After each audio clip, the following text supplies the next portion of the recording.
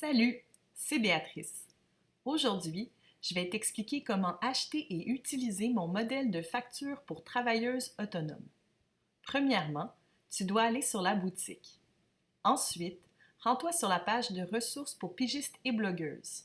Sur cette page, descends jusqu'à ce que tu arrives au modèle de facture pour travailleuses autonomes. Tu vas remarquer qu'il y a deux options pour se procurer le cahier: l'acheter de façon individuelle ou le recevoir gratuitement lors de l'abonnement. Si l'abonnement t'intrigue, dans le menu du haut, choisis l'option Abonnement. Tu vas y voir tous les autres avantages et les gratuités que cette option inclut.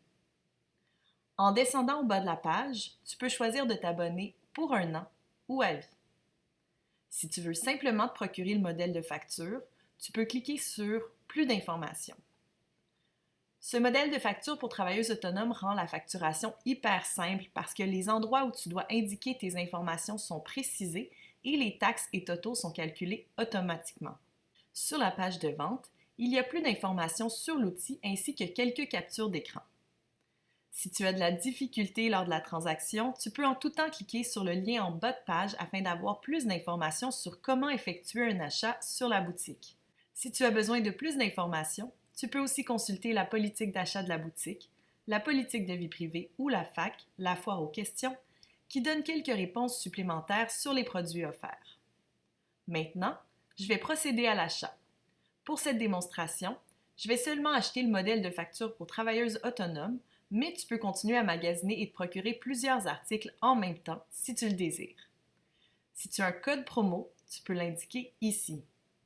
Je te rappelle que ce produit est offert gratuitement aux abonnés, donc si tu es abonné, tu n'as pas besoin de l'acheter et indiquer ton code ici. Tu peux simplement te référer à la documentation pour abonnés envoyée lors de ton achat.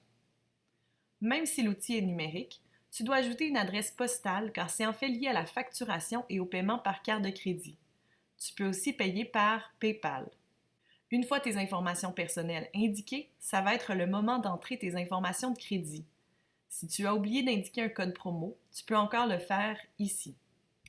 Tu peux aussi changer d'idée et plutôt payer par PayPal.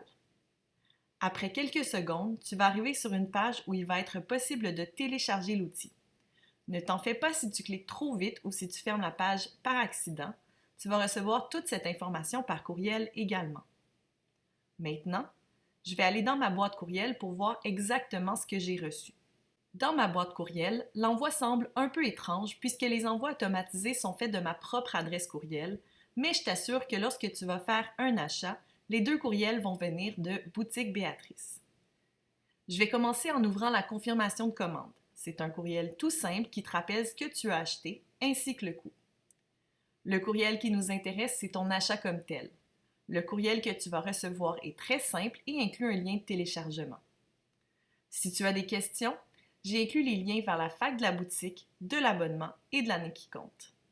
Si la réponse à ta question ne s'y trouve pas, n'hésite pas à répondre à ce courriel, ça va me faire plaisir de t'aider à utiliser l'outil. En cliquant sur le lien de téléchargement, tu vas arriver sur une page où tu peux télécharger le modèle de facture qui est un fichier Excel. Je te suggère de télécharger cet outil à l'ordinateur afin de l'utiliser avec Excel. Maintenant, je vais aller dans mes téléchargements pour voir ce qui se trouve dans le dossier. Je vais donc ouvrir le document Excel. Premièrement, tu peux ajouter ton logo en effaçant l'image en place et en ajoutant une image personnalisée. Selon la version d'Excel que tu utilises, l'endroit exact où aller et les mots pourraient changer. Si tu n'as pas de logo, tu peux laisser cette section vide. Ensuite, tu peux indiquer le nom de ton entreprise ou ton nom si tu es travailleuse autonome. Tes coordonnées seront à indiquer en bas de page, mais si tu préfères, tu peux aussi les indiquer ici. Tu peux ensuite indiquer tes conditions de paiement habituelles. Sur le modèle, c'est indiqué dû sur réception car c'est la condition que j'utilise le plus souvent, mais tu pourrais préférer d'autres conditions. Par la suite, je t'invite à aller au bas de la page et indiquer tes numéros de taxes TPS et TVQ. Si tu n'en as pas pour le moment, assure-toi de sauvegarder ce fichier avec les calculs automatisés et efface ensuite ces lignes. Ensuite, tu peux indiquer tes conditions de facturation et tes coordonnées et préciser au besoin à quel nom les paiements doivent être adressés. Au besoin, Tu peux ensuite personnaliser le modèle si tu n'aimes pas la police que j'ai utilisée ou si tu souhaites simplement en utiliser une qui correspond mieux à ton branding. Une fois que tout ça est fait, enregistre le fichier comme nouveau modèle à ton nom.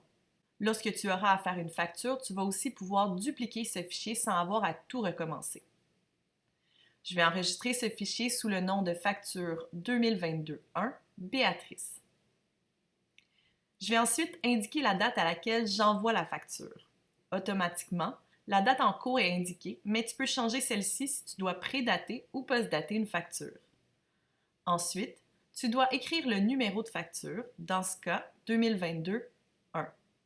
Puis, tu dois ensuite indiquer à qui tu envoies la facture. Vérifie ton contrat afin de confirmer si des informations précises sont indiquées à ce sujet ou confirme le tout avec ton client au besoin. Parfois, certains bureaux ont plus d'une adresse où la facture doit être faite au nom d'une personne ou d'un département en particulier. Par la suite, confirme que les conditions de paiement sont les bonnes, indique une échéance, par exemple dans 30 jours, et indique l'objet. Encore une fois, celui-ci pourrait être spécifié à ton contrat. Par la suite, tu as 9 lignes pour indiquer des tâches ou des produits. Je vais indiquer une quantité 1 pour 1 heure de consultation à 100 $ de l'heure. Le sous-total va se calculer automatiquement, ainsi que les taxes et le total. Je vais ajouter à ça 5 pour 5 documents révisés à 75 $ par document. Encore une fois, les totaux et sous-totaux s'additionnent automatiquement. Maintenant, ma facture est complète. Je dois donc l'enregistrer en PDF pour l'envoyer au client. La façon de faire va changer selon la version d'Excel que tu utilises. Il ne reste plus qu'à l'envoyer. Alors, ça fait le tour du modèle de facture pour travailleuses autonomes. J'espère que cette vidéo a répondu à tes questions. Je te rappelle que je suis disponible pour répondre à d'autres questions si tu en as, alors n'hésite pas à m'écrire. À bientôt!